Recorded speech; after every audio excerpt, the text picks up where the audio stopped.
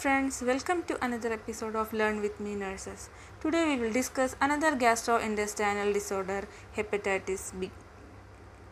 Hepatitis B is an infectious disease that is caused by hepatitis B virus. Hepatitis B is an infectious disease that is caused by hepatitis B virus. Now we'll see the diagram of hepatitis B virus. This is the diagram representing hepatitis B virus. So this diagram helps you to easily learn the components of this hepatitis B virus. Now we'll see the components of hepatitis B virus.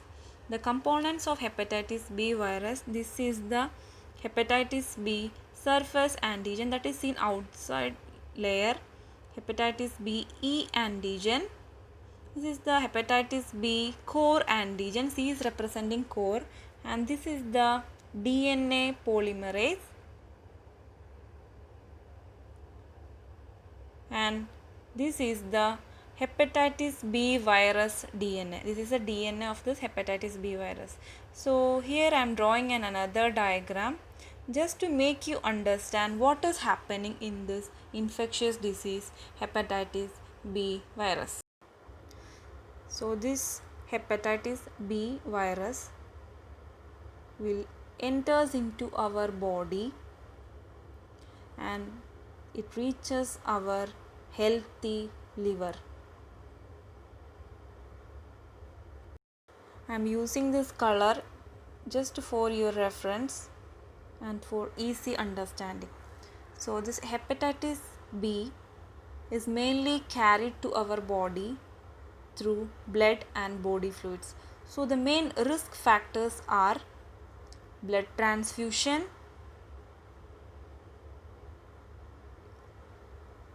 needle stick injury, placental transfusion,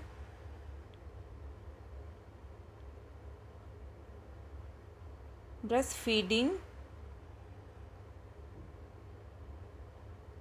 sexual transmission, and perinatal transmission. So these are the main risk factors of hepatitis B. So now this hepatitis B virus enters our healthy liver and now our liver is infected. So I am just using this to represent this hepatitis B virus just for your understanding. And the incubation period of hepatitis B is 6 to 24 weeks.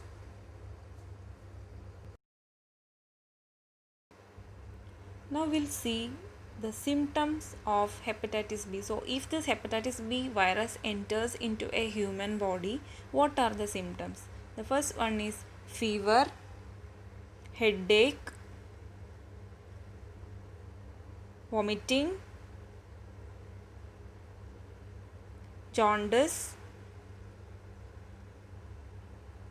loss of appetite, dark colored urine,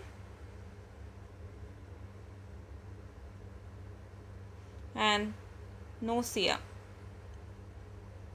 So these are the main symptoms of hepatitis B.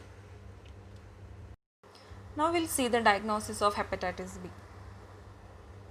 The diagnosis includes hepatitis B S antigen, that is the surface antigen of hepatitis B virus. If this hepatitis B surface antigen is positive, it implies the presence of active infection. That means a patient is having infection of hepatitis B. The second one is HBeAg, that is the E antigen. This E antigen, it is the marker of viral replication. And if this hepatitis B E antigen is positive, it means the patient is in the acute phase of infection, that is in the acute phase of infection. And if this level is increased, it means the infection level or the infectivity level is more. Next one is HBsAg, that is the surface antibody. So the surface antibody, it demonstrates an immune response to HBsAg, that is the immune response to the surface antigen. And if this HBsAg is positive, it implies that the patient is already vaccinated or past or current infection. Moving on to the next diagnosis, that is HBcAg, that is the core antibody. That implies past or current infection. And this HBcAg or the core antibody helps in distinguishing the acute, chronic or past infection. So we can distinguish the acute, chronic and the past infection from this core antibody. And also the versions of hepatitis B core antibodies are immunoglobulin M and immunoglobulin G, that is IgM or IgG. So this IgM, it represents the active infection, and if the level or if it shows a high titer, it means the patient is in acute phase, and it shows a low titer in the chronic phase of infection. And IgG, it implies past infection where HBsAg is negative. So this is about HBcAg.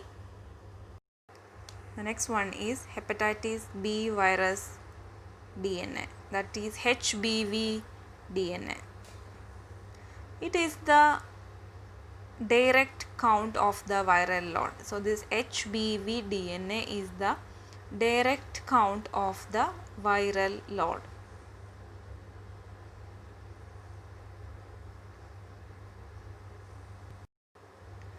And this is an important point to remember. When we are screening for this hepatitis B virus, we must keep in mind that this hepatitis B core antibody, that is which implies the previous infection, that is a patient will be already infected with this hepatitis B. And also HBsAg or the surface antigen, that implies the patient was in active infection phase. If both this hepatitis B CAB and surface antigen are positive, then for confirmation we will do this hepatitis B E antigen and the viral load, that is hepatitis BV DNA. This is all about the diagnosis of hepatitis B.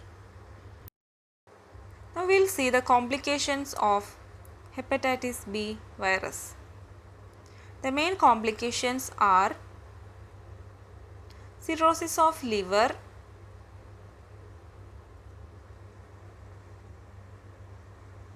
liver failure. Next one is the chronic liver disease and hepatocellular carcinoma or the liver cancer, hepatocellular carcinoma. So these are the complications of hepatitis B. Now we will see the nursing interventions of hepatitis B. What are the nursing interventions? The first one is administration of antiviral drugs like tenofovir, entecavir and acyclovir. So these are the examples of some antiviral drugs.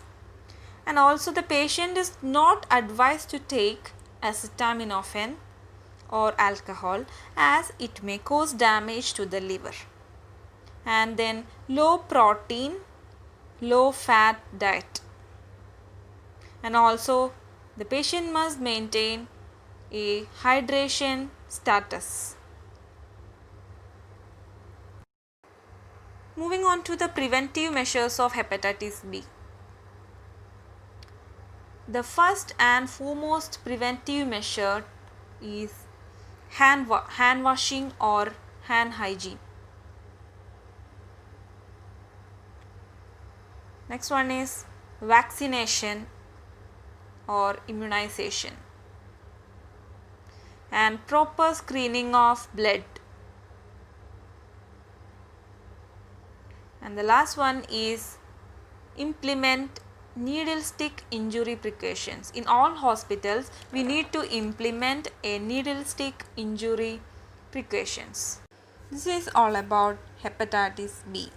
Friends, I am not explaining everything in detail because I wanted to make my notes very simple, easy to grasp and score more. Now we will have a look on some questions.